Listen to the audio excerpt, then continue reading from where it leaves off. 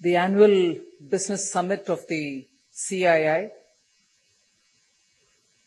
has always been one such a forum which had critical thinking and laying a path towards the next few years. This is my assessment of the Annual Business Summit. Coincidentally, it could mark the end of one presidency and the beginning of another, which is going to probably be the case this time as well, with the Dinesh laying down office today and Puri taking it over tomorrow. But it has always been a time when CII has laid before itself and before the nation an approach to working together with the government and also making sure that globally industry partnership takes a clear-cut route so that the global challenges are faced with a greater understanding and the national opportunities that exist are also fully leveraged. And because of this nature of the Annual Business Summit, I've always found it a very meaningful morning spent, sometimes in the evening, I think. And I've had the benefit of taking away quite a few thoughts which have come out of this gathering.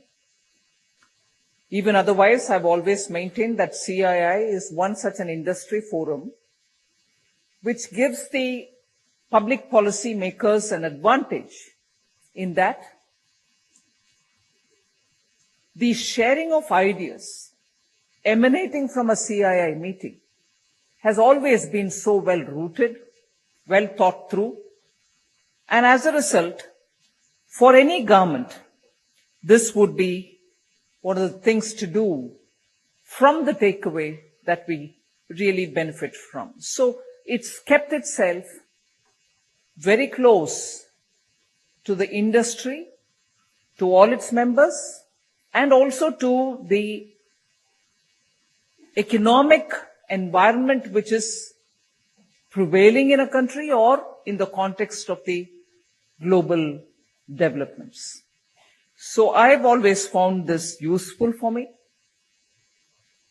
found it very rewarding for me to be participating with you all, and again, therefore, to Dinesh and to the entire CII team, I really express my gratitude for giving me yet another opportunity to be here, to share my thoughts, and also to hear from you.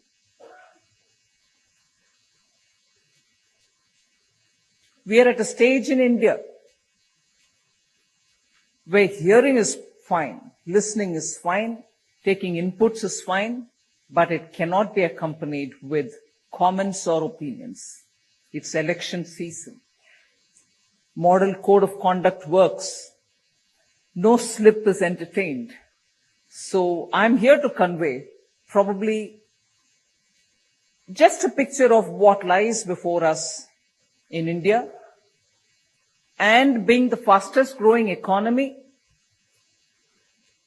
very well recognized by global observers and institutions about Indian economic, macroeconomic strengths for India, I wish to take this opportunity to just lay the path before us, which would be something the industry can mull over, and sometime soon after the government is formed post-election. And let me say here, we are confident that Prime Minister Narendra Modi is coming back with a good majority. And therefore, soon after the government is formed, we look forward to a more pointed engagement with the CII to see what best can be done in the July budget, which will be the full year's budget, because what happened on 1st February, as you all know, was a vote on account, It just takes care of the expenditure for the first quarter till such a time the new budget is presented. And for the new budget, therefore, a lot of consultation can begin with the CII team as well. So I'll lay before you some fundamental indicators which you can use for co-creating the future responsibly, not just for India, for also for your partners elsewhere. India's story is a compelling growth story. India's story is a compelling growth story for several reasons. I'm not going to elaborate the reasons before you, but some things which have been observed by very many groups around the world are worth placing now before us. The IMF estimated that India's contribution to the global growth for 5 years beginning 2023 will be 18%. So between 2023 and 28, we are looking at an India which is going to be actually very dynamic, contributing 18% to the global growth. Now, another agency, the S&P Global Market Intelligence, has also highlighted quite a few points. I'll highlight only 3 of what the observations are. The Indian consumer market is likely to double by 2031. I'm not saying from where it is going to reach what level. I'm only highlighting the opportunity that lies in that consumer market doubling. $2.9 trillion opportunity lies waiting in that. S&P also says consumer spending on food is estimated to rise to $1.4 trillion. Again, a $1 trillion opportunity lies in waiting in that as well. S&P's third observation, spending on financial services will climb to $670 billion. There, it's a $390 billion opportunity that lies waiting for us. So, fastest growing economy will continue to remain as the fastest growing economy for the next few years as well, as much as people can foresee. But what is actually contributing to this fastest growing economy that lies untapped till now? These are the kind of opportunities. We also know clearly both the central bank, that is RBI in India, and the government's own economic survey reports have repeatedly said, from those days of twin balance sheet problem in 2013-14, today it is a twin balance sheet advantage situation. So both the corporate sector's balance sheet and the government and the financial sector's balance sheets have all just not turned around the corner, are now in pink of health.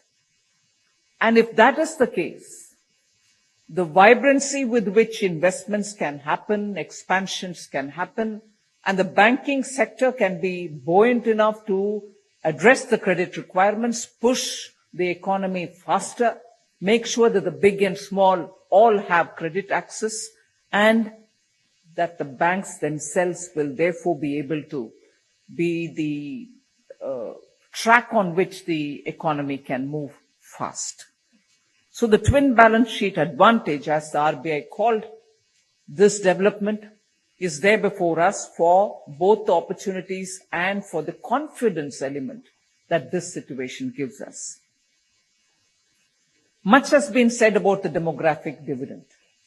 But I also want to underline the fact not just that it gives you skilled manpower, on which the skilling exercise is both from the private and also the public sector.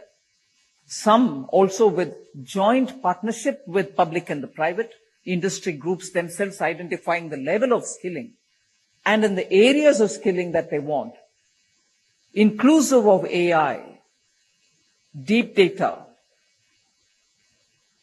Skilling is really being ramped up in India, so the demographic dividend which will persist for the next 30 years. So you're talking of India's growth story. You're talking of where the opportunities lie, whether it is the consumer spending, as I just gave you 3 points from the S&P intelligence report. I also want to underline that the window of this demographic dividend is there before us for the next 30 years. And this demographic dividend for the next 30 years is historically lowest on dependency. So it comes with that added advantage that demographic dividend with the historically lowest dependency ratio, which means the net benefit is going to be towards more increase in consumption. Another highlightable point, which I'm sure is already observed, is India's transition towards green energy, green economy, sustainable and future which is responsibly got to be built up.